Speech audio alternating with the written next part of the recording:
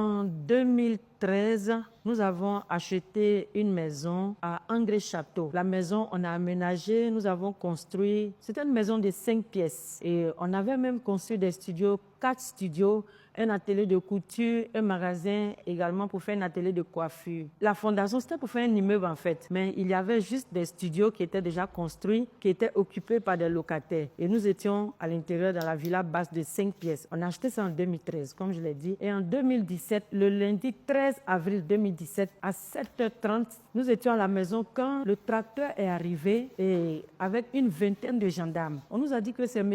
Komé Bakari qui les envoie parce que la maison qu'on occupe, le terrain sur lequel la maison a été construite, lui appartiendrait. Et M. Komé a démoli notre maison. C'est-à-dire, les tracteurs sont arrivés à 7h30 par là. Jusqu'à 10h, la maison avait disparu. Les enfants étaient à l'école. Je suis mère de famille. Nous avions 4 enfants et 8 protégés.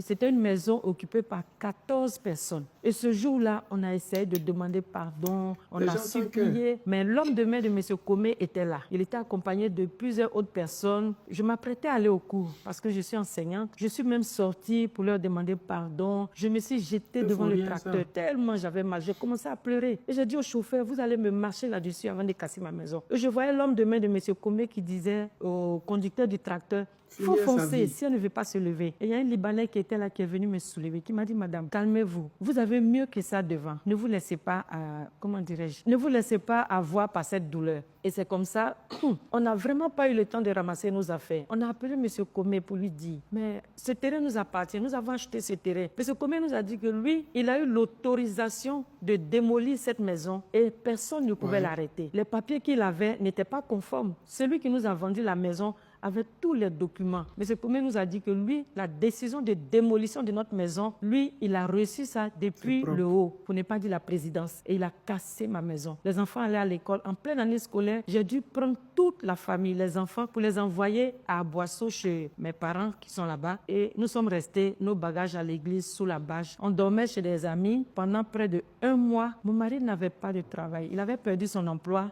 Moi aussi, j'enseignais au privé. Et l'argent que je recevais ne pouvait pas nous permettre de prendre une autre maison. Nous sommes restés pendant 1 mois et c'est les amis, les parents, les connaissances qui ont cotisé pour nous permettre de louer une maison toujours dans la même zone du château d'eau à Angré. Et aujourd'hui, nous sommes encore en location. L'affaire est en justice. Mais à chaque fois que l'affaire avance, on nous dit non, soit le dossier a disparu, sinon notre dossier est au 6e cabinet. Tantôt le dossier disparaît, tantôt M. Komé fait appel, mais jusque-là, on n'a pas encore eu gain de cause. Ce que nous voulons aujourd'hui, c'est que justice soit faite. Parce que Komé a fait du faux sur le terrain. Le terrain ne lui appartenait pas. Quand il a fini de casser la maison, il a mis le terrain en vente. Il a revendu le terrain nu à 50 millions. Et quand il a fini de casser la maison, il nous a appelés le 1er mai, mon mari et moi, et il nous dit, monsieur et madame Thiebi, je vends le terrain si vous voulez l'acheter. J'ai dit, monsieur Komé, ce terrain m'appartient. Nous avons acheté le terrain. On a construit dessus. La maison était d'une valeur de plus de 60 millions. Tu ne peux pas casser ma maison et me demander de racheter ce terrain, que je suis désolée.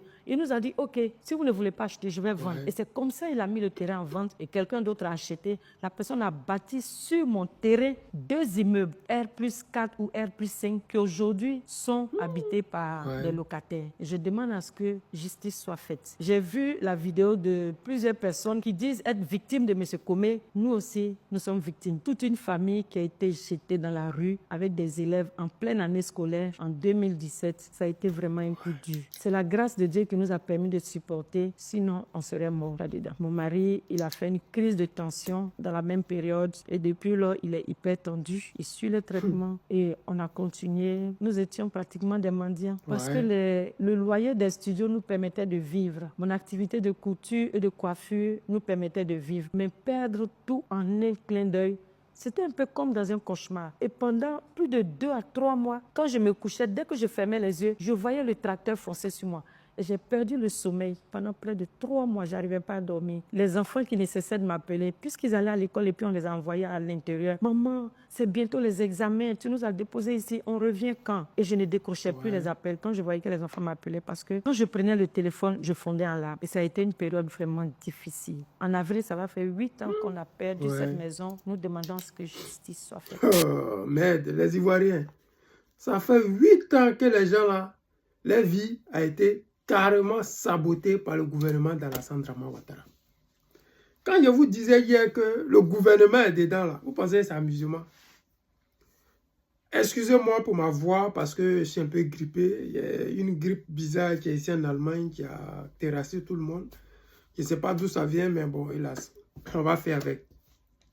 Je disais tout à l'heure que le gouvernement est complice de M. Comé.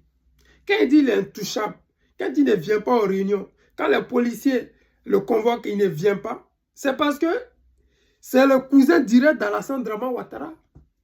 C'est parce que c'est le cousin direct de Téné Brahima. C'est parce que c'est eux qui dirigent le pays qu'on peut venir. Si un terrain où les gens habitent déjà, casser la maison. Mais si ce n'était pas la vidéo de la dame que nous avons soutenue, Beck On, qui a fait que ceux-là ont commencé à sortir. Les gens sont stressés en Côte d'Ivoire, mais ils ne peuvent pas parler. Les gens sont humiliés en Côte d'Ivoire, mais ils ne peuvent pas parler. Les gens sont en Côte d'Ivoire, ils perdent tous les biens, mais ils ne peuvent pas parler parce qu'il n'y a pas de justice en Côte d'Ivoire. La justice pour laquelle Soro Guillaume s'était battu et aujourd'hui lui-même il est à l'étranger, là, ça n'existe pas. Cette injustice que Soro Guillaume nous avait dit à cause de ça, il a pris les armes là. Ça n'existe plus en Côte d'Ivoire. Donc quand on entend ses partisans ou bien lui-même sortir et puis faire des vidéos à la con pour dire aux Ivoiriens que lui il est candidat, moi ça me fait rire. Parce que la justice pour laquelle il avait pris les armes, la justice pour laquelle il s'était prêté au mensonge de la France-Afrique en disant oui, Gbagbo a perdu les élections, il doit partir. Aujourd'hui, cette justice-là nous a éclaboussés, nous tous, et tout le monde se cherche. La pauvre dame, ils ont divisé sa famille. Ça fait 8 ans qu'elle est au silence. Et pendant 8 ans, quelqu'un qui avait un peu, aujourd'hui n'a plus rien. Quelqu'un qui était propriétaire de maison, aujourd'hui est devenu locataire. Pas parce que le terrain ne lui appartenait pas, mais parce que celui qui est venu l'arracher, brigader sa maison là, est fort qu'elle. C'est-à-dire qu'aujourd'hui, nous sommes dans une jungle. Les plus forts mangent les plus faibles.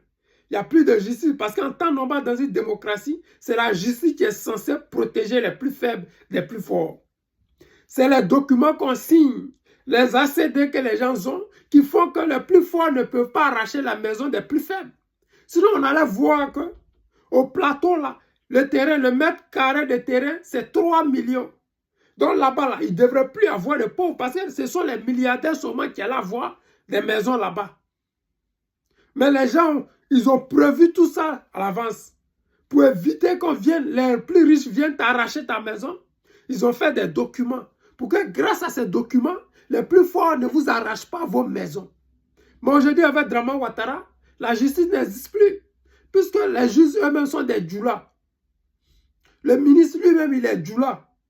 Celui qui est censé vous arracher votre maison est djoula.